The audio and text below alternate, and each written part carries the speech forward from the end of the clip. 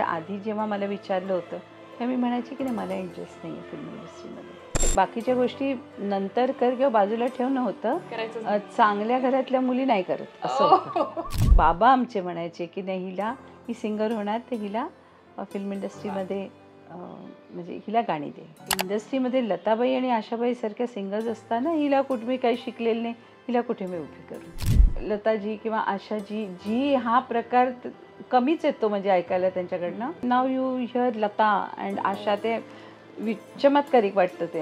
आपल्यापेक्षा मोठ्या म्हटल्यानंतर म्हणजे असंच दडपण असायचं, तर उगीच बोलायचं, उगीच काहीतरी बोलायचं म्हणून बोलायचं किंवा गप्पा मारायचं वगैरे, हा कॉन्सेप्ट कधी नव्हताच त्यावेळेला. म्युझिक डायरेक्टरचं काम करायचं, म्युझिक द्यायचा, प्रोड्युसरचं काम करायचं. हे थोडं म्हणजे दुसऱ्या तऱ्हेने होऊ शकेल का, एवढा रिस्पेक्ट होता म्युझिक डायरेक्टरला. कोणाला तरी हाताशी धरलं, मग एक गाणं दिलं, मग आपलं नाव दिलं वगैरे, असे हे प्रकार त्यावेळेला सुदैवाने नव्हते. तर ऑटोट्यून हे कसं आहे, आर्सेनिकसारखं आहे. म्हटलं तर औषध आहे, म्हटलं तर विष आहे. ही हजारो गाणी जरी सुपरहिट दिली असतील, नवीन कोणतरी सिंगर आले, जे एक गाणं कुठलं तर वाह्यात गाणं जरी हिट झालं, तर ते हे म्हणायला कमी करत नाही की अभी ये नए आगे अभी इनकी छुट्टी, हे मी ऐकलेलं तेव्हा. त्यामुळे मला ते म्हणजे ती गोष्ट मला त्यावेळेला देखील खूप खालायची आणि मी डिसाईड केलं होतं की फिल्म इंडस्ट्री मध्ये माझं एक चांगलं स्थान झाल्यानंतर I will turn to devotional.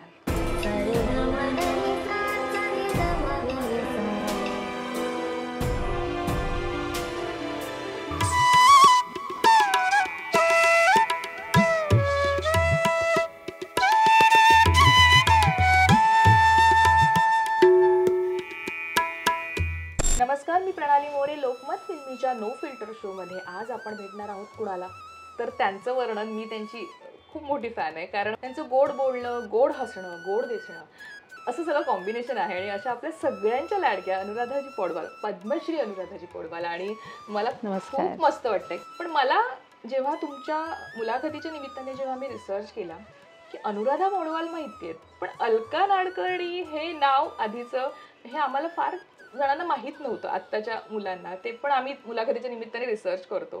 तर पहिली गोष्ट आपण सुरू करूया. गाणं आहेच, पण तुमच्या अध्यात्माविषयीचं जे बोलणं मी ऐकलंय ना, ते तुम्ही इतकं करताय आणि ते चेहऱ्यावर दिसतं अक्षरशः.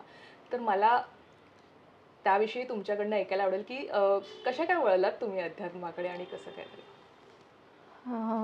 अध्यात्म हे अंगीभूत असायला लागतं, किंवा मग आलेल्या अनुभवाने तुम्ही कुठलाही इन्सिडेंट तुमच्या आयुष्यामधला तुम्ही कशा प्रकारे घेता. काही लोक एक्स्ट्रोवर्ट असतात, मग ते दुसऱ्या वामपंथाला लागतात. काही लोक दे टर्न इनवर्ड्स आणि त्यावरती म्हणजे विचार करतात किंवा स्पिरिच्युअलिटीकडे वळतात. तर इंडिव्हिज्युअलिटी मला वाटतं इंडिव्हिज्युअल गोष्ट लोकांवरती ते डिपेंड असतं. त्यामुळे असं काही सांगता येत नाही, म्हणजे ती अशी कुठली गुटी नाही आहे की ती घातली आणि मला प्यायला दिली. It's not like that. Spirituality, अध्यात्म हे तुमच्या स्वतःच्या कुठल्याही म्हणजे प्रसंगाला तुम्ही कसे घेता त्याच्यावरती असतं. निश्चित. तुम्ही जसं म्हणालात की आपल्या आयुष्यात काही गोष्टी घडतात, आणि पण मला एक तुम्हाला इथे विचारायचं आहे, अर्थात तुम्ही इतक्या छान पद्धतीनं ते सगळं अनुभवलंय आणि देवाचं करता आणि त्या अध्यात्माकडे ओढले आहात, पण ना दरवेळेला असा प्रश्न पडतो की माणसाच्या आयुष्यामध्ये काहीतरी घडलं जे चुकीचं आहे, जे वाईट आहे, तेव्हा देवाची आठवण आपल्याला येते. आपण देवाचा धावा करतो किंवा नकळत आपण त्याच्याकडे ओढले जातो. अनुराधाजी पौडवाल यांचं जे आहे, देवाकडे ओढ आहे, अध्यात्माकडे ओढ आहे, ही नेमकी कुठल्या प्रसंगामुळे झाली, कशा पद्धतीने ते? असं नाही, मला लहानपणापासूनच माझं ओरिएंटेशनच नेहमी म्हणजे स्पिरिच्युअल राहिलं. कारण मी माझी आत्या आमच्याबरोबर राहायची, तर ती खूप म्हणजे तिला देवाचं वगैरे खूप होतं. आणि तिच्याकडे मी कारण आई बाबा दोघे नोकरी करायचे, त्यामुळे तिच्याकडे वाढल्यामुळे सारखं म्हणजे रोज संध्याकाळी रामकृष्ण मिशनला जायचं, किंवा समजा रामायणाचं सप्ताह होत असेल तर तिथे जायचं, तिच्याबरोबर मी पण जायचे. त्यामुळे ते लहानपणापासून ती गोष्ट म्हणजे अंगीभूत पडली. आणि मला असं वाटतं की आपण जेव्हा म्हणतो की अध्यात्म, तर it also but it does not always mean देव. अध्यात्म म्हणजे तुमचा अप्रोच, ज्याला आपण सनातन म्हणतो, की it is a approach of life. तुम्ही आयुष्याच्या विषयी तुमचा अप्रोच काय आहे, दॅट इज व्हेरी इम्पॉर्टंट. मग काही लोक म्हणजे देवाचं नाव घेत असतील, जप करत असतील, मेडिटेशन करत असतील, करतही नसतील, but they are still spiritual. ते आध्यात्मिक आहे. कारण त्यांच्या कामाविषयी म्हणा किंवा एकंदरीत लाईफविषयी, त्यांचे रिलेशन म्हणजे लोकांविषयी बरोबर त्यांचे रिलेशन, त्यांच्या आईवडिलांबरोबर त्यांचे रिलेशन, हे सगळे they have a holistic approach. तर ह्याला अध्यात्म म्हणतात. आणि तेच आपल्याला सनातन तेच शिकवतं की वसुदैव कुटुंबकम, म्हणजे तुम्हाला दुसऱ्यांनाही तुम्ही रिस्पेक्ट करा तुमचा प्रोग्रेस होत असताना, आणि give them their due respect, त्यांना त्यांची स्पेस द्या. आपण अजूनही बरंच बोलू याच्यावर. पण मला आता प्रश्न असा आहे की मी जसं म्हटलं की अनुराधा पौडवाल व्हायच्या आधी अलका नाडकर्णी होतात तुम्ही. अलका कशा होत्या किंवा कशा होत्या म्हणजे कोण होत्या, त्यांचं एक स्वतःची आयडेंटिटी काय होते? आणि आता माझ्या आईची मुलगी म्हणजे अलका नाडकर्णी. पण ती अलका कशी होती मी सांगते. आता कसं आहे की आता मुली इतकं आपल्या माहेरचं पण नाव लावतात जास्तच, की त्या नेमक्या कोण आहेत आपल्याला कधी कधी प्रश्न पडतो. तर तसं त्यावेळेला नव्हतं. ज्यावेळेला माझं लग्न झालं त्यावेळेला ती प्रथा होती की मुलगी सून म्हणून एका घरामध्ये आले की तिने एकरूप व्हावं आपल्या संसारामध्ये, म्हणून तिचं नाव देखील चेंज केले जायचं. की म्हणजे काही गोष्टी काळाप्रमाणे बदलत असतात. त्यावेळेला तसा काळ होता. तर त्यावेळेला अलका नाडकर्णी म्हणजे मी मुंबईमध्ये जन्मलेले, माझं एज्युकेशन इथे झालं, झेवियर्समध्ये मी होते, आणि वयाच्या 18 वर्षी माझं लग्न झालं. तोपर्यंत आय वॉज अ स्टुडंट, आणि गाण्याची मला खूप आवड होती. आणि we were very low profile, म्हणजे मिडल क्लास फॅमिली, आणि त्यामुळे काय म्हणजे खूप जास्त आउटिंग्स आणि पार्टीज आणि फॅशन वगैरे तसं नव्हतं, कधीच नव्हतं, तेव्हाही नव्हतं आणि आताही नाही आहे. पण अ व्हेरी सिम्पल लाईफ. बदल काय झाला अलकामधून अनुराधा झाल्यानंतर? काय मोठा एक चेंज? नाही, मला नाही वाटत काही चेंज झाला. काही चेंज तसा नाही झालं. तेच मी म्हणते की जी विचारसरणी माझी त्यावेळेला होती तीच विचारसरणी आहे आता देखील, एक्सेप्ट की आता वेगवेगळे अनुभव आलेले आहेत, पण अप्रोच इज द सेम. चित्रपटसृष्टीकडे कसं वळलात? गाण्यागार अरुण पौडवाल जर म्हटले, ते म्हटलं की त्यांचं एक मोठं प्रस्त इंडस्ट्रीत होतं आणि त्या घरात आला, ते कसं झालं? म्हणजे कशा वळलात? ते ज्यावेळेला अभिमान फिल्म बनत होती त्यावेळेला त्यांना बर्मन दादांना एक श्लोक रेकॉर्ड करायचा होता त्याचं बॅकग्राऊंडसाठी. तेव्हा त्यांनी माझं टेप केलेलं, टेपवरती म्हणजे घरगुती टेपवरती त्यांनी माझं गाणं ऐकलं आणि त्यांनी मला बोलवलं आणि तिथपासून ती सुरुवात झाली.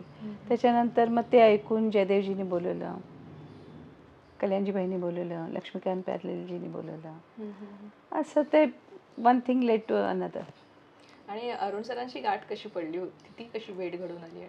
त्यावेळेला बरेचसे, म्हणजे आता पण होत असतील, त्यावेळेला बरेचसे कार्यक्रम व्हायचे. म्हणजे नवरात्र आहे तर त्याच्यामध्ये खूप कार्यक्रम व्हायचे, गणपतीचे कार्यक्रम व्हायचे, सोसायटीजमध्ये कार्यक्रम व्हायचे. तर अशा एखाद्या प्रोग्रामला माझी त्यांची भेट झाली आणि त्याच्यानंतर आमचं एकमेकांकडे येणं जाणं वगैरे होतं. आणि नंतर मग त्यांच्या बाबांनी सांगितलं की तू हिला प्रपोज कर, म्हणजे माझ्या सासऱ्याने. तर थोडं अनयुज्युअल आहे. आणि पण माझ्या गाण्याविषयी माझ्या सासऱ्यांना खूप अतिशय प्रेम होतं, त्यामुळे त्यांनी खूप एनकरेज केलं. आणि ऑफकोर्स अरुणजी तर परफेक्शनिस्ट होतेच, त्यामुळे त्यांचा फार म्हणजे सिंहाचा वाटा आहे मला ट्रेन करण्यामध्ये, व्यवस्थित गाऊन घेण्यामध्ये. तर ह्यालाच डेस्टिनी म्हणतो आपण. असं असतं ना, म्हणजे तुम्ही जसं म्हणालात की साध्या सरळ मिडल क्लास फॅमिलीतनं मी आले, पण मिडल क्लास फॅमिलीमध्ये आता मी ज्या फॅमिलीतनं, ते सेम फॅमिली, की अभ्यासावर लक्ष दे, बाकी ज्या गोष्टी आहेत ना त्या नंतर करायच्या, असं असतं की गाणं शिकायचंय, डान्स शिकायचंय, हे आपल्याकडे फारसं होत नाही, तर जरा हे तू मागे ठेव, हे नंतर आपण होऊ शकतो, पण आधी एज्युकेशन कर. तुमच्या बाबतीत असं होतं का? खूप जास्त.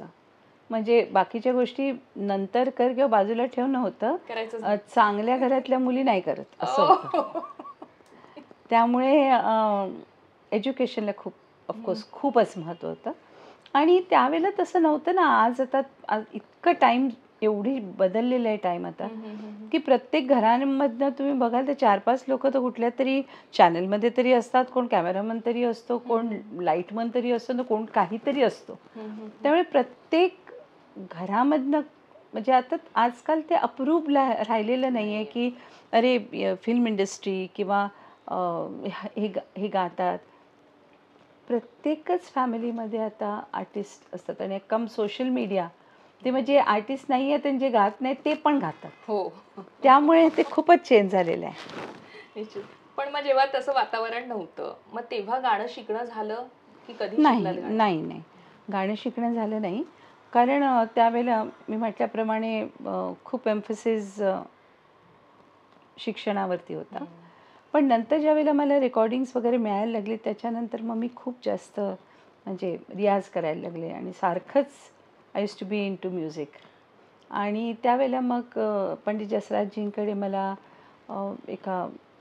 त्यांचं एक म्युझिकल ते करत होते, तर बॅले होता, तर त्या बॅलेच्यासाठी खूप रिहर्सल्स व्हायचे. त्या दरम्यान थोडं मला त्यांच्याकडे शिकायला मिळालं. मग अजय पोंडकरजींकडे त्यांच्याकडे थोडे दिवस मी शिकले. मग पंडित रामनारायणजींकडे. पण मेजर जे माझं रियाज जो झाला तो लताबाईंची जी गाणी आहेत त्याच्याबरोबर. म्हणजे प्रॉपर असं म्हणतात, आजच्या ह्याच्यात म्हणतात की क्लास लावायला पाहिजे, शास्त्रोक्त शिकलं पाहिजे, तसं गाणं झालं नाही. तसं झालं नाही, म्हणजे करायचं नाही असं नाही, पण कुठेतरी पण ते नाही झालं. होतं, त्यामुळे ते घडून आलं किंवा त्याची तुम्ही उपासना पण केली असेल नकळत नाही तुमच्या कामाची. डेफिनेटली. कारण लताबाईंनी जितकी गाणी गायलेली आहेत किंवा त्यांनी भगवद्गीता गायलेली आहेत किंवा बाळासाहेबांची गाणी आहेत, खळे काकांची गाणी आहेत, तर त्याचं बेसच क्लासिकल आहे. त्यामुळे ते तुम्हाला तुमचा व्हॉइस मोल्ड हे करतातच. बरोबर. तुमच्या सासऱ्यांचं, म्हणजे आम्ही ज्या मुलाखती ऐकल्यात त्यांना अर्थात त्यांच्याविषयी बोलणं इथे मला महत्वाचं वाटतं, कारण त्यांचा खूप मोठा हात आहे निश्चित, तुमचं निश्चित. करिअर सेट हो, हो. करण्यात. ते कसं नातं होतं? कारण बहुधा असं असतं ना, म्हणजे आता आमचं लग्न झालं तर आम्ही सासऱ्यांना थोडंसं आपण डबकून असतो किंवा बोलतो, पण तितकं नाही, किंवा तो एक हे असतो पण म्हणजे आपण म्हणतो पिढीचा एक जो गॅप असतो, त्याच्यामुळे ते बोलणं होत नाही तितकं. पण तुमच्या याला मला असं मी ऐकलंय की सासऱ्यांचा खूप मोठा वाटा आहे तुम्हाला पुढे हे करण्यात. एक तर मी खूप लहान होते माझं ज्या वेळेला लग्न झालं त्यावेळेला, त्यामुळे ते मला मुलीप्रमाणे ट्रीट करायचे. आणि of course he was a father figure to me also. त्यामुळे माझी स्वतःची पण त्यांच्याविषयी खूपच अटॅचमेंट होती, म्हणजे सासू सासरे दोघांची. त्यामुळे त्यांना ते इतकं कौतुक असायचं गाण्याचं, त्यामुळे ते नेहमी एनकरेज करायचे. जर कुठल्या बँकेचं कार्यक्रम आहे तर तिथे मला घेऊन जायचे किंवा माझ्याबरोबर यायचे, किंवा आणि कुठे तर ते नेहमी माझ्याबरोबर असायचे. पण अनफॉर्च्युनेटली म्हणजे माझं लग्न झालं 73मध्ये आणि ही पास्ट अवे इन 75. पण त्यांचं खूपच पाठबळ होतं मला. आणि पहिलं गाणं असंच ना की प्रॉपर आपण जे गातोय, ते प्रोफेशनली गातोय, अभिमान मधलं film. तुमचं गाणं पहिलं आहे, त्यावेळेचे हो. काही आठवणी किस्से जे तुम्हाला आत्ता असं वाटतं की शेअर कराव्यात, कारण आठवणी नेहमीच आपल्याला नाही, पुन्हा हे refresh करतात. टोटली अनएक्सपेक्टेड होतं ना, की त्यांनी मला इमिजिएटली बोलून घेतलं. विदिन एन आवर म्हणजे मी मायक्रोफोनवरती उभी होते. वा. तर थोडी मला भीती पण वाटली, कारण कधीच ह्याच्या पुढे आधी मी गायले नव्हते आणि त्यावेळेला गायला लावलं. तर it was a beautiful experience, खूप सुंदर. पण मला इतकी कल्पना नव्हती की एक तो म्हणजे श्लोक किती साधारण मला वाटतं लेस दॅन हाफ अ मिनिट, तेवढा तो श्लोक तो इतका सगळीकडे पसरेल आणि लोकांना कळेल की अरे हिने गायला सुरुवात केली. कारण त्याच्या आधी जेव्हा मला विचारलं होतं तेव्हा मी म्हणायची की नाही, मला इंटरेस्ट नाही आहे फिल्म इंडस्ट्रीमध्ये. कारण तो पगडा आधीचा होता, घरातनं सांगण्यात आलं होतं म्हणून. पण तो अरुणजींच्या घरात आल्यानंतरही तो होता कायम की तो हळूहळू नाही, ते म्हणजे कधी ती ॲम्बिशन नव्हतीच की फिल्म इंडस्ट्रीमध्ये मला अमकं करायचं आहे तमकं करायचं वगैरे, हे कधी नव्हतं. बाबा आमचे म्हणायचे की नाही, ही सिंगर होणार तर हिला फिल्म इंडस्ट्रीमध्ये म्हणजे हिला गाणी दे. आणि अरुणजी परफेक्शनिस्ट होते, त्यामुळे त्यांना असं वाटतं की इंडस्ट्रीमध्ये लताबाई आणि आशाबाई सारख्या सिंगर्स असताना हिला कुठे मी काही शिकलेलं नाही, हिला कुठे मी उभी करू. आणि तो श्लोक आधी लताबाई गाणार होत्या, पण ते बरोबर म्हणाले की मग एवढ्या लहान श्लोकासाठी मग त्यांना कशाला ऑल द वे बोलवायचं, मी हिच्याकडनं गाऊन घेऊया असं. डेस्टिनी असते.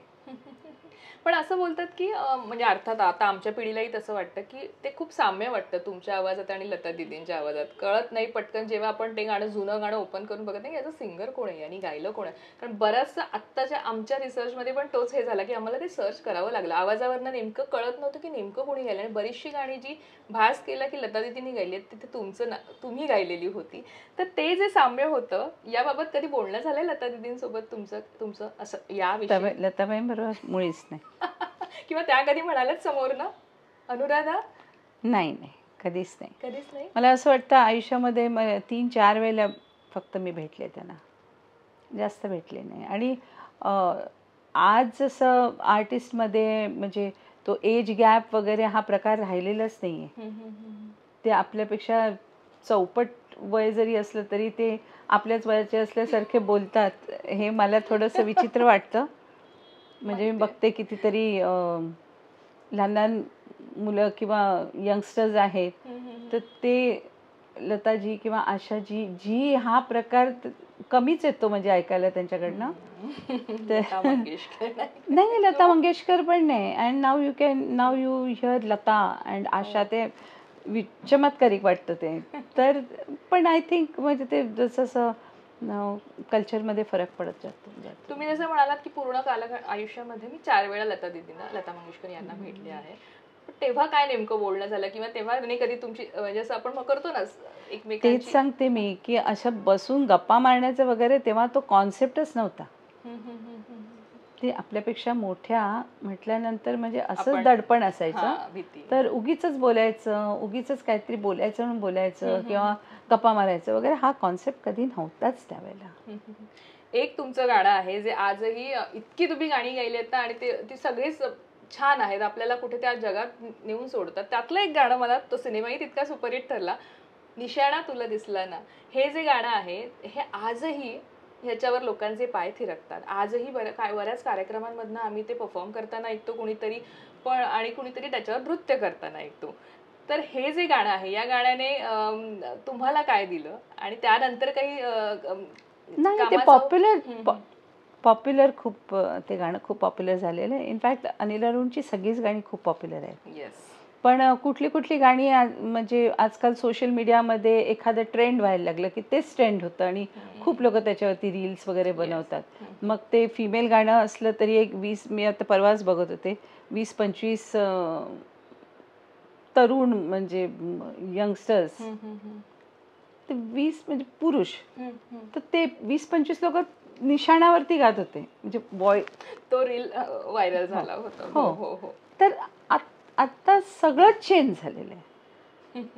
आणि त्यावेळेला कुठला असा एपिसोड कुठला आहे किंवा त्यावेळेला काय घडलं होतं, तर बेसिक कल्चर मी सांगते की त्यावेळेला असं होतं की आम्ही जायचो, म्युझिक डायरेक्टरने जे शिकवलेले आहेत ते शिकायचं, त्याच्यावरती मेहनत करायची आणि रेकॉर्डिंगला उभं राहायचं, माईकसमोर उभं राहायचं, टेक ओके झाल्यानंतर घरी यायचं, एवढाच होतं. म्हणजे काहीतरी असं होतं ना की काहीतरी ड्रामॅटिक काहीतरी झालं आणि मग असं झालं, मग ते तिथून आले, मग ह्यांनी तसं म्हटलं, मग असा प्रकारच नव्हता. कारण लकीली माझ्यासाठी त्यावेळेला मॅक्झिमम जितके सिनियर्स होते, म्हणजे किशोरदा, रफी साहेब होते, मुकेशजी होते, मन्नादा होते, हेमंत कुमार, तलत महमूद, या सर्वांबरोबर मी गायलेलं आहे. त्यामुळे त्यांच्या बरोबर गात असताना म्हणजे मान नेहमी अशीच असायची. तर कधी म्हणजे ते गप्पा मारतोय काहीतरी म्हणजे बोलतोय असं कधी व्हायचं नाही. म्हणजे मेन जे सिंगर्स आले, जे सिनियर्स, ते आल्यानंतर त्यांनी गायला सुरुवात केल्यानंतर ठीक. तर ते कल्चर बेसिकली खूप वेगळं होतं. तुमचं तुझी माझी जोडी जमली ग आणि अश्विनी ये ना ही गाणी, अश्विनी ये ना तर म्हणजे आजही तुम्ही स्वतःही पाहत असाल टेलिव्हिजनवर किती कार्यक्रमांमधनं ते गायलं जातं, त्यावर परफॉर्म केलं जातं तितक्याच आवडीने. आजच्या छोटुकल्यांना पण ते गाणं माहिती आहे आणि तेही त्याच्यावर थिरकतात. आणि किशोर कुमार सर यांच्यासोबत तुमचं पहिलं मराठी गाणं, काही त्या आठवणी मला ऐकायला आवडतील किशोर सरांसोबत. नाही, आठवणी म्हणजे त्या गाण्याची आठवण हीच आहे की त्यांनी ज्या वेळेला अरुणजींनी विचारलं त्यांना की दादा हम चाहते कि आप मराठी में गाएं, तो त्यांनी सांगितलं मैं ज़रूर गाऊंगा, लेकिन उसमें 3-4 अल्फ़ाबेट्स नहीं होने चाहिए, ड नहीं होना चाहिए, ळ नहीं होना चाहिए, ण नहीं होना चाहिए. और आणि नांदगावकरांनी मग तसं गाणं लिहिलं ज्याच्यामध्ये असं म्हणजे विच वॉज डिफिकल्ट, पण त्यांनी ते इतकं सुंदर लिहिलेलं आहे ते की ते कुठे असं जाणवत नाही. आणि मग किशोरदा तर ऑफकोर्स त्यांचं कुणी अनुकरण करूच शकत नाही, इतकं सुंदर त्यांनी ते गायलं आणि ते गाणं खूप मोठं हिट झालं. त्यावेळी गाणी नेमकी आता आम्ही जसं ऐकतो की आधी गाणं लिहिलं जातं मग त्याची बऱ्याचशा गोष्टी काय होतं माहिती आहे का, नाही मी सांगते, कुठल्या तरी एखादी कुठली तरी काय म्हणू आपण, एखादा सब्जेक्ट तो सुरू होतो आणि एक म्हणतो म्हणून दुसरा म्हणतो असं म्हणून 1000 लोक तेच म्हणतात, त्याला काय अर्थ नाही आहे. अमुकच रित्याने अमुकच गाणं व्हायला पाहिजे असं नाही आहे. कधी कधी चाल आधी होते, कधी कधी लिहिलं आधी जातं. देर इज, मग त्याच्यामध्ये काय रॉकेट सायन्स नाही आहे की म्हणजे अरे बरे असं म्हणजे पहिलं चाल बनली का, ओ पहिलं लिहिलं गेलं का, असं काही नाही आहे. It's a very simple process. की आता कितीतरी वेळेला तसं म्हटलं तर त्यावेळेला आम्ही 100 म्युझिशियन बरोबर गायचो. आता तर 4 बार रिदमवर गातो आम्ही, कळलं का. तर कुठली तरी, जसं आता ऑटो ट्यून विषयी किती लोक बोलतात, तर ऑटो ट्यून हे कसं आहे, आर्सेनिक सारखं आहे, म्हटलं तर औषध आहे, म्हटलं तर विष आहे. पण ते कसं की एक म्हणतो म्हणून त्याच्याविषयी काय, त्याच्याविषयी काय, म्हणजे त्याच्याविषयी तुम्हाला काय वाटतं, त्याच्या काही वाटत नाही, इट्स जस्ट टेक्नॉलॉजी. पण त्याचं टेक्नॉलॉजी म्हणून एका सर्टन वयामध्ये लोकांना त्याचा खूप उपयोग होतो, डेफिनेटली उपयोग होतो. जिथे इलाज नसतो तिथे त्याचा उपयोग करावा. पण जे यंगस्टर्स आहेत तर ते आहे म्हणून रियाज नाही करायचा, हे रॉंग आहे. आणि पूर्वी जे ड्युएट गायलं जायचं, मग दोन्ही सिंगर्स एकत्र गायचे. पण कधी समजा काय एखादा सिंगर नाही आहे तर मग ते डब व्हायचं. पण किशोर कुमार सर यांच्यासोबत गातानाच्या मग एकत्र गाताना ती धमाल कशी असायची, कारण काही काही व्हिडिओज असे पाहिले तर नाही ते जे मी पण बघितलेत पुष्कळ व्हिडिओज, पण माझ्याबरोबर अशी काय धमाल झाली आहे ते झोपून गायले आहेत आणि असलं सगळं माझ्याबरोबर कधी मी बघितलेलं नाही आहे. आणि ही was a very nice person आणि अप्रतिम आर्टिस्ट होते. त्यांच्यावर जवळजवळ मी 250 कार्यक्रम केलेले आहेत ऑल ओव्हर द वर्ल्ड. त्यामुळे त्यांच्याकडून शिकण्यासारखं खूप होतं, शिकायला खूप मिळालं. सर्वच रफी साहेब किती हंबल, म्हणजे इतका मोठा कलाकार, जे म्युझिक डायरेक्टर आले की ते उठून उभे राहायचे, अशा गोष्टी आम्हाला खूप शिकायला मिळाल्या. सचिन सर म्हणजे सचिन पिळगावकर यांच्या प्रत्येक चित्रपटातलं हिट गाणं आम्हाला जर आठवतं की तुमचा आवाज असायचा. त्यामुळे आणि असं आम्ही ऐकलं की सचिन सर त्यांनाही गाणं आवडतं, तेही गातात आणि त्यामुळे त्यांचे इनपुट्स असायचे किंवा रेकॉर्डिंग मध्ये नाही त्यांचं खूप, त्यांना स्वतः म्युझिक मध्ये तर इंटरेस्ट होताच, पण ते स्वतः गात असल्यामुळे देखील ते used to take a very keen interest प्रत्येक गाण्यामध्ये. आणि बरीच त्यांच्या बरोबरची ड्युएट्स पण मी गायलेली आहेत. तर पण मजा यायची त्यावेळेला, एक वेगळंच ॲटमॉस्फिअर असायचं. सिटिंग्स व्हायचे आमच्या घरी आणि त्यांचे वडील देखील शरदजी, तर त्यांचा पण व्हेरी कीन सेन्स ऑफ म्युझिक. त्यामुळे कुठल्याही सिच्युएशनला गाणं वगैरे असेल तर सगळेजण हजर असायचे आणि जातीने इंटरेस्ट घ्यायचे. तेव्हा म्युझिक लवर्स, पण त्यावेळेला त्याची ब्युटी ही होती की जस्ट बिकॉज ते प्रोड्युसर आहेत म्हणून आता म्युझिक पण मी माझ्या नावाने देणार, हे असं होत नव्हतं तेव्हा. म्युझिक डायरेक्टरचं काम करायचं, म्युझिक द्यायचा, प्रोड्युसरचं काम करायचं. आणि हे थोडं म्हणजे दुसऱ्या तऱ्हेने होऊ शकेल का, एवढा रिस्पेक्ट होता म्युझिक डायरेक्टरला. म्हणजे कोणाला तरी हाताशी धरलं, मग एक गाणं दिलं, मग आपलं नाव दिलं वगैरे, असे हे प्रकार त्यावेळेला सुदैवाने नव्हते. आता होतात फार. मी तरी I am not a part of it. म्हणजे मला ते सोडून खूप मला जवळजवळ 35 वर्ष झाली ते सोडून. पण त्यामुळे म्हणजे त्याहूनही आधी म्हणजे मी ऐकलेलं आहे की असे म्युझिक डायरेक्टर्स होते की एकदा सिटिंगमध्ये एकदा ठरलं की अमकं अमकं असं हे गाणं आहे, मग प्रोड्युसर येऊन सेटवर ही हॅड नो से.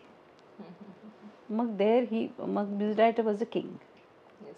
मला इथे विचारायचं आहे, निशाणा तुला दिसला ना या गाण्यानंतर किंवा रेकॉर्डिंग झालं, तुम्ही नवरी मिळे नवऱ्याला किती वेळा सिनेमा पाहिलाय किंवा तुम्ही पाहिलाय? हो हो पाहिले ना.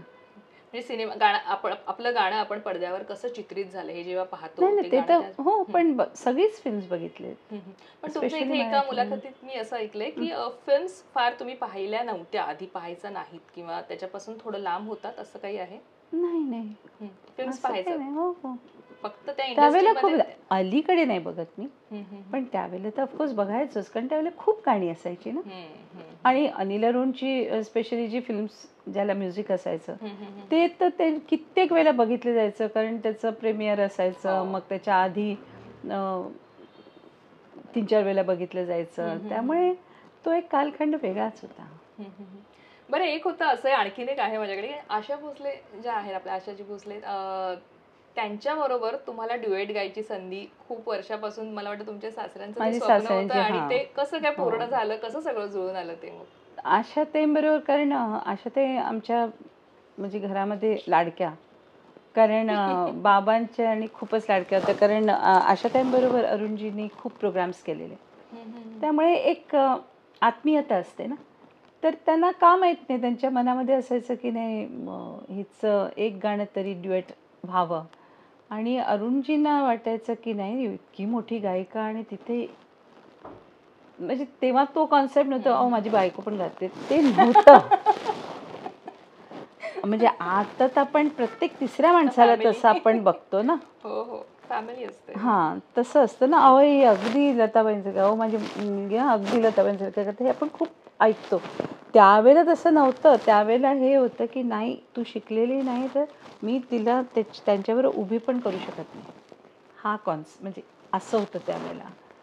आणि तेव्हा मग 1975 जेव्हा अरुणजी कॅनडाला गेले होते लताबाईंबरोबर, त्यावेळेला आमचे बाबा पास्ट अवे.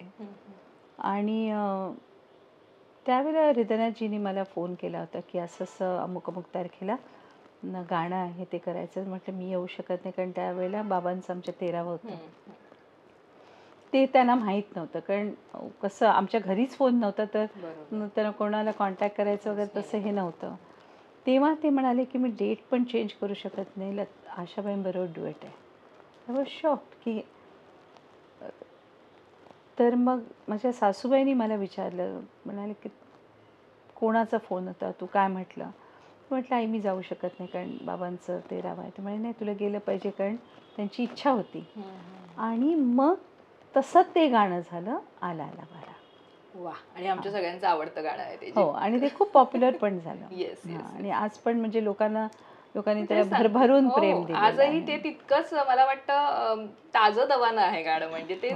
पण तेव्हाची कुठलीही गाणी जरी आज ऐकलं नाही तर तुम्ही कितीही वेळेला ते ऐकू शकतात, मला कंटाळा येत नाही. डोळे बंद करून गाणं ऐकायचं की आपल्याला शांत होतं मन. अशी ती मजा त्या गाण्यांमध्ये होती, तो आनंद. मजा म्हणण्यापेक्षा आनंद म्हणेन मी, की तो त्या गाण्यांमध्ये होता. आणि दुसरं मला तुमच्या बाबतीत आहे की आज आम्ही असं पाहतो ना, कधी कधी आम्हाला इंटरव्ह्यूसाठी बोलवलं जातं, एखाद्या गाण्याच्या रेकॉर्डिंगसाठी एखाद्या गायकाचा इंटरव्ह्यू करायचा आहे या, पण मग असं ऐकायला येतं की हे कॅन्सल झालंय कारण गायकाला बरं नाहीये किंवा अमुक झालंय, ते कॅन्सल झालेलं आहे आणि ते आता पुढे पोस्टपोन झालंय. पण तुमच्या बाबतीत एक होतं की शंभो शंकरा गाणं गायच्या वेळेला तुम्हाला ताप वगैरे होता? मला ब्रॉन्कायटिस झालेलं. आणि म्हणजे खोकल्याने बेजार, घसा बसलेला, अंगात 4 ताप, म्हणजे गाणं गाण्याची शस्त्रच सगळी झाली. ॲब्सोल्युटली. पण त्यावेळेला कमलाकर तोरणे यांनी सांगितलं की नाही नाही तुम्ही काय काळजी करू नुसतं या तिथे, ते होईल, गाणं होईल. म्हटलं अहो कसं होईल, म्हणजे कसं? गाता तरी यायला पाहिजे ना. तेव्हा मग मी तिथे गेले आणि भयंकर मी नर्वस काय म्हणजे नर्वस पण होऊ शकत नाही अशी कंडिशन होती. आणि त्यांना खूप रिक्वेस्ट केली मी की आय कांट, म्हणजे मला नाही गाता येते. बाबूजींनी सडनली अनाऊन्स, म्हणजे रिहर्सल पण नाही झाली, एक फायनल रिहर्सल जशी होते ते पण नाही झाली. ते म्हणाले चला चला टेक टेक. आणि म्हटलं कसं टेक, आणि त्यावेळेला म्हणजे की डू ऑर डाय सिच्युएशन होती मला. आणि ते एक गाणं मात्र निश्चितपणे मी सांगू शकते की ते सुरू झालं, ते कसं सुरू झालं, कसं मी गायला सुरुवात केली, ते गाणं कसं हाव इट वेंट थ्रू ते मला अजूनही लक्षात नाही आहे. आणि when I just came to my senses तर आवाज आला होता की okay okay take okay, first take okay झाला होता. तर असे पण काही प्रसंग होतात. म्हणजे हा तर मी म्हणेन की हा दैवी चमत्कार, कारण आपल्याला साधा खोकला आला, आवाज आपला बसला तर आपण काहीच बोलू शकत नाही. बरोबर आहे, पण हे आहे. आणि अजूनही म्हणजे आजही मी कित्येक वेळेला ते गाणं मी ऐकते युट्यूबवरती की हे मी कसं गायलं असेल. मी तर गायले नाही. तुम्ही आता हे सांगितलं त्याच्यानंतर आता प्रत्येक जण जो ऐकेल तो पुन्हा ते गाणं ऐकेल. खरं आहे ते सगळं होऊन ते खरंय खरंय. आणि आजही मी ते ऐकते की म्हणजे कसं शक्य झालं असेल हे, व्हॉट इज इट, असं कसं झालं असेल. तर असे होतात मला वाटतं की कारण हे जे म्युझिक देखील जे आहे, स्वर जे आहे, साधना आहे ती, त्यामुळे it is nothing short of a prayer. निश्चित. दुसरं हिरो मधलं एक गाणं तू मेरा जानू, हे गाणं आजही आम्हाला म्हणजे आजच्या पिढीलाही तितकंच आवडतं. त्या बाबतीतलाही एक किस्सा आहे की ते नकळत तुमच्याकडे आलं आणि ते नकळत माझ्याकडे नाही आलं, मी गाण्याकडे गेले. हिरो फिल्मचं ज्या वेळेला रेकॉर्डिंग करणार होते त्या टाईममध्ये म्हणजे त्या दरम्यान बरीचशी अशी गाणी व्हायची जी लताबाई ट्रॅव्हल करत असल्यामुळे वगैरे दुसरं कोणतरी आर्टिस्ट गायचं, आणि मग ती काही गाणी रिटेन व्हायची, कारण इतकी गाणी असायची ना, त्या येऊन सगळं डब करायच्या नाहीत.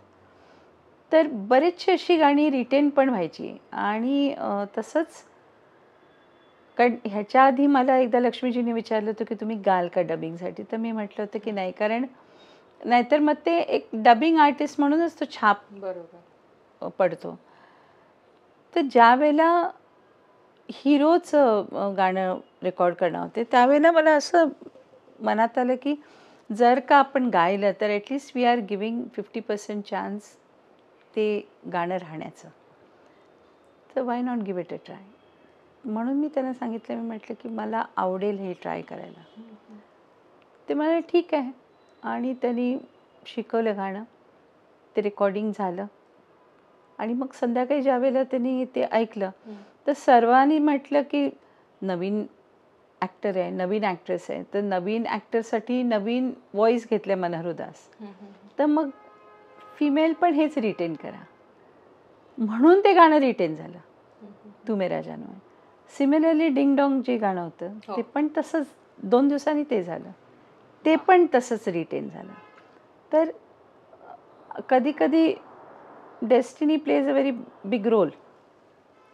आणि कुठेतरी तुमची जी इच्छाशक्ती असते ना, आपण जे म्हणतो, किंवा व्हिज्युअलायझेशन पॉवर असते, किंवा ती तुमची इच्छाशक्ती असते, कुठेतरी असते, ते कुठेतरी ती चमत्कार घडवून आणते. म्हणजे इतकी पॉवर आहे त्या व्हिज्युअलायझेशन. आणि कोइन्सिडेंटली कसं आहे की ते ज्या वेळेला आम्ही गाणं रेकॉर्ड केलं त्याच्या आधी आम्ही गायत्री मंत्र रेकॉर्ड केला, जे सुभाष घाईंचं जे एम्ब्लेम आहे मुक्ता आर्ट्स, त्याच्यावरती त्यांनी गायत्री मंत्र त्यांना पाहिजे होता. तर आधी गायत्री मंत्र आम्ही रेकॉर्ड केला आणि मग तू मेरा जानू केलं. तर प्रत्येक वेळेला ज्या वेळेला आम्ही, म्हणजे माझ्या बाबतीत तरी फिल्मचं काही मी रेकॉर्ड केलं तर त्याच्या आधी एक काहीतरी श्लोक तरी असतो, काहीतरी स्तुती तरी असते. तर ते म्हणजे it goes hand in hand. Laxmikant Pyarelal, नंतर मला वाटतं जयदेव जी आहेत, किंवा रफी सर, म्हणजे इतक्या मोठ्या मोठ्या, किशोर कुमारजी, इतक्या मोठ्या दिग्गज संगीतकार गायकांसोबत तुम्ही काम केलंय. प्रत्येक व्यक्तीविषयी आपण एक असं ना, आपण जेव्हा भेटतो काम करतो तेव्हा नकळत त्याचं प्रोफेशनल लाईफ आपल्याला माहिती असतं, पण तो माणूस म्हणून कसा आहे, ती व्यक्ती म्हणून कशी आहे हेही आपल्याला कळतं. आपली छान किंवा म्हणतो ना, आपण कंटिन्यू एका संगीतकारावर खूप काम केले का, तर तुमचे वेवलेंथ चांगले होतं, तुमचं काम खूप सोपं होतं, तुम्ही एकमेकांना त्यांना काय पाहिजे आपल्याला माहिती असतं, आपण कसे गातो हे त्यांना माहिती असतं. आता बरेच जण असे म्हणतात म्हणून आम्ही खूप काम करतो असंही म्हणतात या व्यक्तीसोबत. सो इतक्या दिग्गज संगीतकारांसोबत काम केल्यानंतर माणूस म्हणून सुद्धा तुम्हाला ते कळले असेल की किती छान माणसं होती सगळी, तर त्यांच्याविषयी तुमच्याकडनं ऐकायला आवडेल आम्हाला. एक तर दे वर व्हेरी डाऊन टू अर्थ, खूपच डाऊन टू अर्थ होते ते. खूप कमी हो, खूपच डाऊन टू अर्थ होते. म्हणजे इतक्या मोठ्या ह्याच्यावर असून देखील आपण म्हणतो ना विद्या विनयनं शोभते, तसं ते आर्टिस्ट जितके होते ते कोणाही मध्ये असा उद्दामपणा आहे की ॲरोगंट आहेत. मी एवढा मोठा म्हणजे जितकं जास्त मोठे म्युझिक डायरेक्टर आणि जितके नावाजले तितके ते हंबल होते. त्यामुळे ही एक गोष्ट म्हणजे खरोखरच शिकण्यासारखी होती आणि ती गोष्ट म्हणजे आत्मसात होत गेली ती की इट वॉज सो सिम्पल आणि इतके डाऊन टू अर्थ. किंवा कुठल्या ते समजा नवीन सिंगर्स गायला लागले, आमच्या चुका झाल्या किंवा सूर नाही लागला वगैरे, कधीही त्यांनी आम्हाला डायरेक्टली सांगितलं नाही की तो सूर लागत नाही आहे किंवा ह्या गलत हो रहा है. शामरावजी म्हणून असायचे म्हणजे कंडक्ट करायला वगैरे, ते शामरावजींना म्हणजे शामरावजी जरा सॉन्ग व्हायलिन मिला लेना. म्हणजे इतकं ग्रेस होती त्यांच्यामध्ये की कधीच नाही. आज आपण बघतो की म्हणजे मोठे मोठे कलाकार समजा ॲज म्युझिशियन्स म्हणून खूप मोठे कलाकार जे सोलो आर्टिस्ट आहेत, सूर आहे तो लागला जेव्हा लागतो तेव्हा तो सूर होतो ना. कधी समजा का कमी लागला वगैरे तर खूप लोकांना आजकाल म्हणजे असं दे टेक प्राईड की सांगण्यामध्ये की नाही कसा बाप का जरा समज असं लोकांसमोर आलं लक्षात. तर हे म्हणजे हा फरक आहे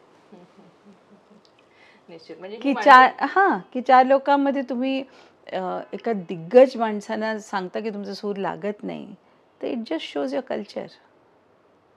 तेव्हा ते नव्हतं. ते म्हणजे आम्ही इतके ज्युनियर असून देखील त्यांनी कधी आम्हाला म्युझिक डायरेक्टर म्हटलं नाही की नाही जरा आपका सूर नाही लग रहा है, ये नाही लग रहा है. अगदीच जर का सांगायचं तर मग ते यायचे सिंगर कॅबिनमध्ये आणि वो जरा संभाल लेना.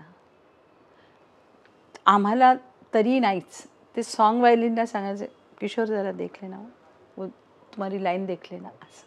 म्हणजे ते आम्ही समजायला पाहिजे की यु नो काय म्हणायचं. हां तसं आहे. पण आणखीन एक मला इथे विचारायचं ते म्हणजे तुम्हाला गायत्री मंत्र म्हणण्यासाठी गाण्यासाठी कधी विरोध झाला होता का? कुठला असा किस्सा आहे मुलाच्या मुंजीमध्ये वगैरे गायत्री? मुलाच्या मुंजीमध्ये हो. पण ते आता पूर्ण जगामध्ये तो गायत्री मंत्र प्रसिद्ध झाला, हे देखील त्याची कृपा. मला म्हणजे ज्यांनी मुंज लावली त्यांनी सांगितलं की ह्यांनी जर का गायत्री मंत्र मुलाला दिला तर मला समाजाच्या बाहेर काढतील, वाळीत काढतील. ऑफकोर्स तसं त्यावेळेला म्हणजे लोकांना तसं वाटायचं. आजकाल सगळीकडेच वाचतोय आणि सच अ कोइन्सिडन्स की मी आणि कवितांनी गायलेला गायत्री मंत्र आज नॉन हिंदू स्पीकिंग म्हणजे नॉन हिंदी स्पीकिंग किंवा संस्कृत स्पीकिंग लोकांमध्ये इवन फॉरेनर्सच तर ते गातात. तर हा देखील ही पण देवाची लँग्वेज आहे. निश्चित. मला एक म्हणायचं की अनुराधाजी पौडवाल आणि भक्ती संगीत हे जे समीकरण आहे हे कशा पद्धतीनं स्ट्रॉंग होत गेलं? हा म्हणजे अर्थात आपले पण त्याच्यामध्ये तेवढेच हे असतात. नाही, मला फिल्म इंडस्ट्रीमध्ये मी सांगितलं की पहिल्यापासून देखील म्हणजे मला असं कधी नव्हतं ओव्हरली ॲम्बिशियस मी कधी नव्हते की मला असं मिळालं पाहिजे, अशी गाणी मिळायला पाहिजे, अमकं व्हायला पाहिजे वगैरे. तसं बाय नेचर तसं कधी नव्हतं. आणि ज्यावेळेला आशिकी दिले की मानताने वगैरे ही ज्यावेळेला गाणी खूप गाजली आणि खूप गाजली, एक म्हणता येईल की एक खूप चांगली पोझिशन फिल्म इंडस्ट्रीमध्ये झाली. त्याच्यानंतर मग मला असं वाटलं की नाही आता मला डिवोशनलकडे वळायला पाहिजे. पण ते का तसं का वाटलं, ते वाटणं त्याच्या मागे नाही, काही, कारण मुख्य कारण? कारण कसं आहे, फिल्म इंडस्ट्री आणि ही ही अशी लाईन आहे की तिथे म्हणजे इवन मोठे मोठे जे कलाकार आहेत त्यांचं कॉन्स्टंट सक्सेसच लोकांना पाहिजे असतं. किती म्हणजे त्यांनी हजारो गाणी जरी सुपरहिट दिली असतील आणि एक कोणी समजा जर का नवीन कोणतरी सिंगर आले जे एक गाणं कुठलं तर वाह्यात गाणं जरी हिट झालं तर ते हे म्हणायला कमी करत नाही की अभी ये नए आगे अभी इनकी छुट्टी, हे मी ऐकलेलं तेव्हा माझ्या मनामध्ये होतं की म्हणजे ही लाईन हे असं देतं का, की म्हणजे ज्या लोकांनी हजारो गाणी म्हणजे 2, 4, 5 नाही हजारो गाणी सुपर हिट दिल्यानंतर एक कुठलं तरी भलतंच कुठलं तरी गाणं म्हणजे त्याचं it does not even stand in comparison, ते त्यावेळेला something out of the normal म्हणून एक गाणं कुठलं तरी हिट झालं तर त्याचं कंपॅरिझन पण नाही आहे. There should not even be a comparison. Leave alone saying कि अभी इनका ने अभी तो शी इज द न्यू आहे. तर त्यामुळे मला ते म्हणजे ती गोष्ट मला त्यावेळेला देखील खूप खालायची आणि मी डिसाईड केलं होतं की फिल्म इंडस्ट्री मध्ये माझं एक चांगलं स्थान झाल्यानंतर I will turn to devotional. निश्चितच. पण मला इथे तुम्हाला आता आणखीन एक विचारायचं ते म्हणजे की आध्यात्मिक गाणी तुम्ही किती गायले, तुम्हाला अशी आकडा सांगता येईल? डिवोशनल गाणी आकडा नाही, खूप गायली. पण मला कलकत्त्याच्या देवळामध्ये तुम्हाला जी प्रचिती आली होती कालिमाची आणि जे आता तुमच्या घरातही मंदिर आहे त्याविषयी मला ऐकायला आवडेल कलकत्त्याविषयी. त्याच्याबरोबर बरेच म्हणजे ते एक इन्सिडेंट नाही आहे, त्याच्याबरोबर बरेच इन्सिडेंट्स जोडलेले आहेत. त्यामुळे मला नाही वाटत की आपण ते सगळे इन्सिडेंट्स आपण इथे घेऊ शकतो. पण येस ऑफकोर्स म्हणजे दक्षिणेश्वर हे माझ्या आयुष्यामधलं एक इंटिग्रल स्थान आहे ते. आणि जवळजवळ 12 वर्ष फिल्म इंडस्ट्रीमध्ये काढल्यानंतर मी ज्यावेळेला तिथे गेले आणि मला तिथल्या पुजाऱ्यांनी सांगितलं की एक देवीचं गाणं म्हण, तर त्यावेळेला मला माहीत नव्हतं कारण डिवोशनल हा पार्ट कधी नव्हताच माझ्या गाणं म्हणजे डिवोशनल सिंगिंग. तेव्हा माझ्या मनात आलं की देवा म्हणजे ही माझ्या हातनं फार मोठी चूक झाली की तुझी स्तुती मी गायलेली नाही, तर माझ्याकडनं इतकं तू गाऊन घे तुझी स्तुती किंवा देवाची गाणी वगैरे की प्रत्येक देवळाबरोबर ते जोडलं जाऊन दे. तर तसं मग ज्यावेळेला आणि तेव्हा मग मी स्वतःहून फिल्म इंडस्ट्री मी तुला अर्पण करेन.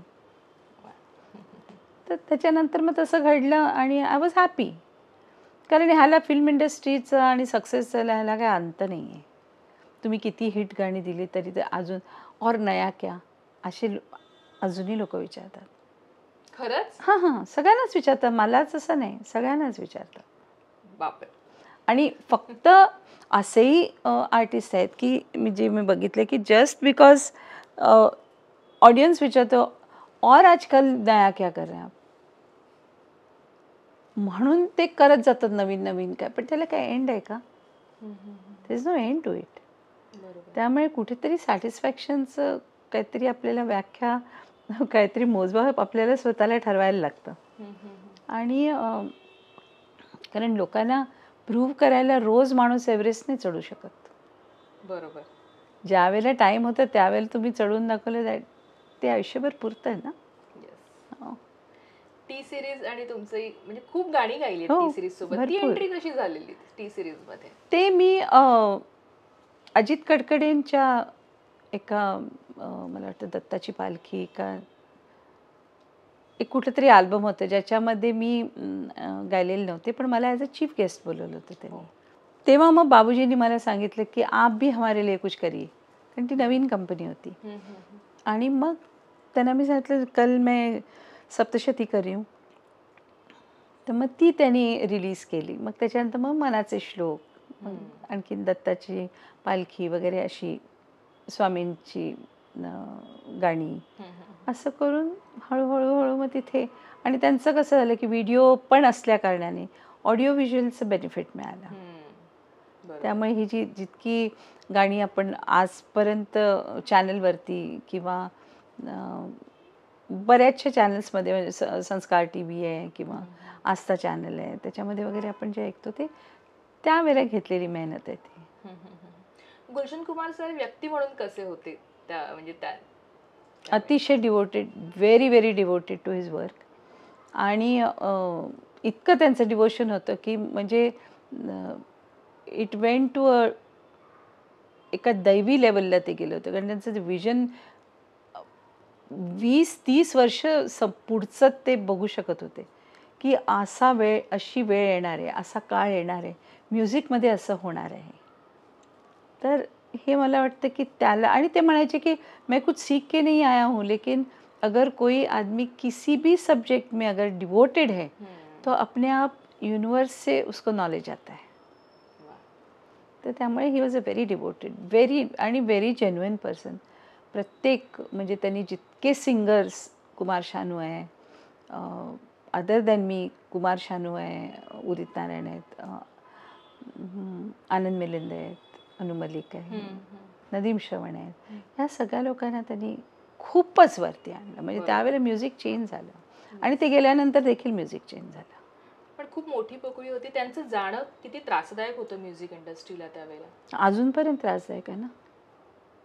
म्हणजे music is was never the same. म्हणजे आज देखील जे आपण ऐकतो वगैरे ते म्युझिक ऑफ द 90s ऐकतो. ऑफकोर्स काही गाणी वगळता आज देखील काही खूप चांगले, म्हणजे श्रेया आहे, सुनिधी आहे, अरिजितजी आहे, खूप चांगले. पण त्यावेळेला जी कन्सिस्टन्सी होती, म्हणजे एका फिल्ममध्ये 10 गाणी हिट.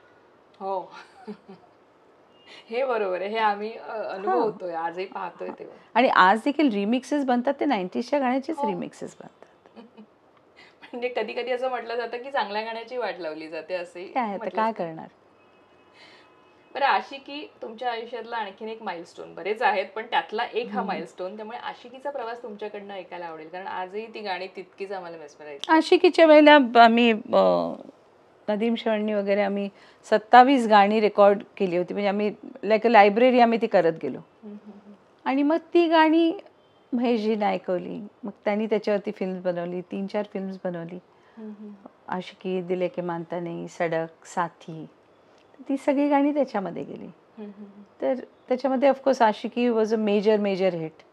कारण असं पहिल्यांदा झालं की एक proper decent full feature film बनली. त्याच्या अगोदर टेलिफिल्म्स होत्या ना. बरोबर. पण this was the first feature film. निश्चित. मला इथे विचारायचं आहे, कारण मध्येच तुम्ही मगाशी बोलता बोलता अरुणजींबद्दल म्हणालात की नाही, त्यांना ते परफेक्शनिस्ट होते, त्यामुळे मला जेव्हा पुढे करायचंय कुठे तर ते तसे करणार नाहीत. त्यांनी ते त्या वेळेला ते कारण सासऱ्यांना दिलं होतं. पण आज ते असते तर ती काय म्हणा, आज ते असते वेगळं काय आणखीन तुम्ही करू शकला असतं त्यांच्या साथीनं, बरोबरीनं?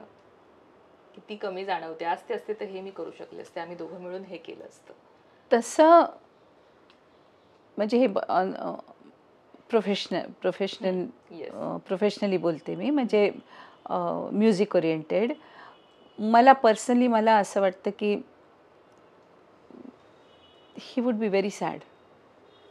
म्हणजे ज्या तऱ्हेचं म्हणजे म्युझिकमध्ये जे कॉम्प्रोमाइजेस वगैरे ना, त्यांच्याच्यानी हे झेपलं नसतं, त्यांना टॉलरेट झालं नसतं आणि मनाला त्रागात जास्त झाला असता. कारण everything has changed, type of music has changed. आणि आज त्यांनी त्यावेळेला जे म्युझिक दिलं होतं ते आज ग्लोरिफाय होतं. ऑन द कॉन्ट्ररी, जे त्यांनी त्यावेळेला केलं होतं ते आजच्या काळाला देखील सुटेबल आहे. तर मला असं वाटतं की अडॅप्टेबिलिटी, कारण त्यावेळच्या लोकांची जे एक विचार करण्याची पद्धत आहे, we find it very difficult to adapt आता. बरोबर, निश्चित.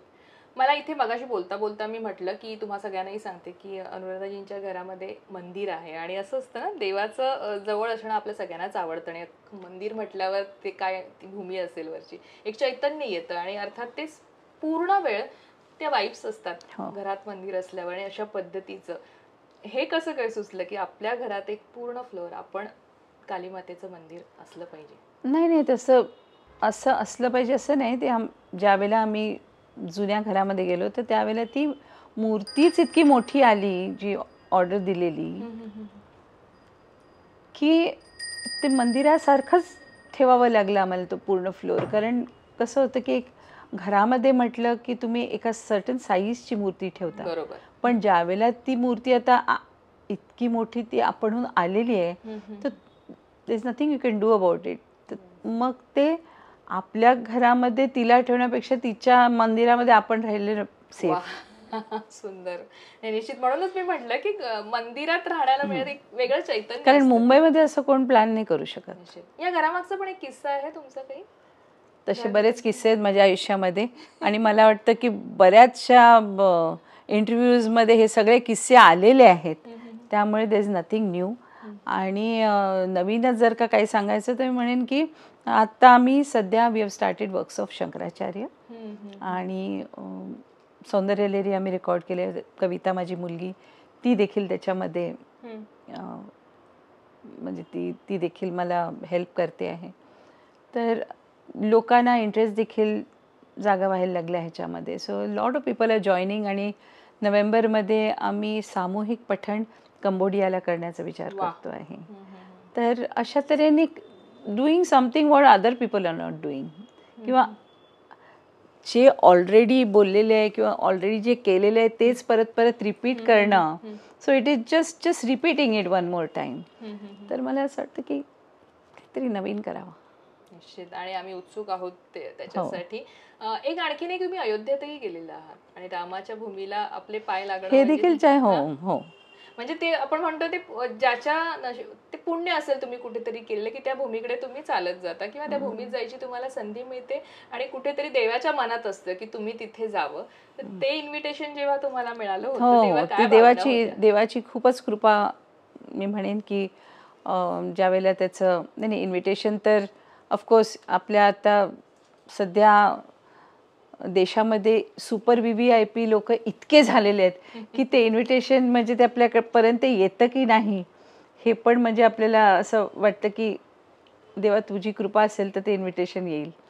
पण ते ज्या वेळेला आलं आणि त्याच्याबरोबर ज्या वेळेला मला सांगितलं गेलं की त्याचं ज्या वेळेला स्थापना असेल तर 5 मिनटं तुम्हाला गायचं आहे, तर it was a very unique feeling. कारण ते कसं आहे की ते कायम हिस्ट्रीमध्ये ते दर्ज होणार आहे. तर असे बरेचसे अनुभव छोटे नाही म्हणणार मी, फारच अलौकिक आणि दिव्य असे अनुभव आहेत. निश्चित. तुम्ही इतक्या सुंदर सुंदर अभिनेत्रींना आवाज दिलेले आहेत. असं असं ना आपण त्यातली एखादी आपली लाडकी होते किंवा एखादी आपल्याला आवडते अशी कोणती तुम्ही ज्या अभिनेत्रींना आवाज दिलेत त्याच्यापैकी बरेच आहेत. माधुरी दीक्षितची गाणी जी गायली त्यांच्यासाठी ती खूप पॉप्युलर झाली. तसंच ऐश्वर्या श्रीदेवींसाठी त्यांची बरीच गाणी मी गायलेली आहे. बऱ्याच लोकांसाठी गायले, अनिता राजसाठी गायले, हेमा मालिनीजींसाठी गायलेले आहेत, बऱ्याच लोकांसाठी. सगळ्या कशा होत्या? कारण बऱ्याचदा त्या येतात ना आणि आपल्याला कोणी आवाज दिलाय असं बऱ्याच अभिनेत्रींना कौतुक असतं की हे गाणं छान झाल्यावर. तर तुमचं एक त्यावेळेला ह्या रेकॉर्डिंगच्या वेळेला वगैरे यायच्या, विशेष करून मीनाक्षी शेषाद्री किंवा माधुरीजी वगैरे. पण तसं इंटरॅक्शन आमचं खूप तसं नसायचं. पण तुमची आवडती एखादी फेवरेट असेल ना की जिचे सिनेमे पाहायला आवडायचे? माधुरी दीक्षित. हो, ऑफकोर्स. माधुरीचा कोणता सिनेमा तुम्हाला सर्वाधिक आवडतो आणि आजही तुम्ही नकळत टीव्हीवर लागला तर तो पाहता? दयावान. नाही, आणि आता तुम्ही जसं म्हणाल की आता तुम्ही एक वेगळं काम करताय, काहीतरी नवीन, पण फिल्म्स पाहता, मालिका पाहता टीव्हीवरच्या? सोशल मीडियावर किती ऍक्टिव्ह असता? सोशल मीडियाचा किती त्रास होतो? नाही, मी मालिका बघत नाही. मला वाटतं गेली 15 वर्ष झाली मी मालिका बघत नाही. नाही, कारण ते इतकं ते ज्यावेळेला ते काय म्हणू मी आता त्याला, ते चुगलीखोरचे जे सगळे त्याच्यावरती बेस असतो ना, तर ते माझ्या DNA ला ते पटत नाही. त्यामुळे ते मी त्याच्यामध्ये भानगडीत पडत नाही. बरं, मुलाखतीची सांगता मला असं वाटतं तुम्हाला आणखीन एक आम्ही थोडासा रिसर्च केला. निशंक होई रे मना जे स्वामी समर्थांचं जे गाणं आहे ते श्लोक आहे, आपण म्हणूया भक्तिगीत जे आहे ते सोशल मीडियावर म्हणजे आपण जिथे तिथे पोस्ट आहे 220 मिलियन व्ह्यूज आहेत त्याला. म्हणजे इतकं लोक ते ऐकतात घरामध्ये. आज बऱ्याचदा ते कारण ते खूप रिअश्युरिंग आहे. जास्त करून ते गाणं ऐकलं गेलं कोविडमध्ये. कारण त्यावेळेला मी नर्सेसशी पेशंटशी बोलायचे तर ते नेहमी म्हणायचे ताई तुमचं स्वामींचं आम्ही हे ऐकतो. आणि खरंच ते इट्स व्हेरी रिअश्युरिंग. स्वामी समर्थांचं आणि तुमचं एकंदरीत जे असतं ना आता भक्ती आणि ते कनेक्शन कसं आहे. पण मग गाणं आपण गातो पण बऱ्याचदा आपल्याला अनुभवही येतात गाणं गायल्यानंतर, काही पॉझिटिव्ह वाईब्स मिळतात आपल्याला. त्यांचं फार प्रेम आहे माझ्यावर. वा. कारण माझ्या दिरांना स्वामींचं खूप जास्त होतं. तेव्हापासून आम्ही म्हणजे घरामध्ये पण स्वामींचं करायला लागलो. पण अदरवाईज माझे सासू सासरे, माझे आई बाबा, मी स्वतः शिर्डी साईबाबा. पण at the end of the day ते तत्व एकच असतं ना. आणि आपण सिलेक्ट करत नसतो, ते देव सिलेक्ट करतात की कोण आपली पूजा करणार किंवा कोण आपली सेवा करणार हे ते ठरवतात. त्यामुळे त्यांचं खूपच प्रेम आहे. निश्चित. आणि आज ना खरं तर तुमच्याशी बोलल्यानंतर अनेक आठवणी, जुन्या आठवणी वेगवेगळ्या पद्धतीनं, कारण आजच्या पिढीला बऱ्याचदा ऐकणं होत नाही किंवा माहीत नसतं आणि मग ते चुकीचं काहीतरी माहिती होतं. आणि आज प्रत्यक्ष आपण अनुराधाजींकडनं हे सगळ्या गोष्टी ऐकलेल्या आहेत की कशा पद्धतीचं रेकॉर्डिंग व्हायचं ते पण तुम्ही आम्हाला आज सांगितलं. म्हणजे त्या बऱ्याच गोष्टी क्लिअर झाल्या. आणि खरं तर म्हणतात ना की ही देणगी आहे आपल्याला मिळालेली, आवाजाची देणगी आपण म्हणू शकतो की त्या परमेश्वरानं ते तुमच्या गळ्यात दिलेलं आहे आणि हे प्रत्येकाला मिळत नाही. त्यामुळे अशी सुंदर सुंदर गाणी, भक्ती संगीत मला वाटतं फेवर जे आम्हाला आवडतं, जे आम्ही ऐकतो ते आणखीन तुमच्याकडनं हे काम होत राहो आणि असाच त्याचा आनंद आम्ही लुटू ही आमची इच्छा आहे. आता ईश्वराची राणी सुद्धा करते आणि तुमच्याकडेही करते. आणि आमच्याशी बोलल्याबद्दल, इतका वेळ दिल्याबद्दल खूप खूप आभारी आहे.